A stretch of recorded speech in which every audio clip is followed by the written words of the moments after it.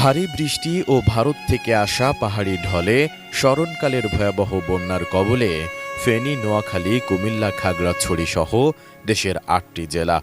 মুহুরী, কহুয়া ও সিলোনিয়া নদীর বন্যা নিয়ন্ত্রণ বাঁধের ভাঙন স্থান দিয়ে প্রবল বেগে পানি ঢুকতে থাকায় একের পর এক ডুবে যাচ্ছে জনপদ। সম্পদ নয়, এখন প্রাণ বাঁচানোই মুখ্য বিষয়।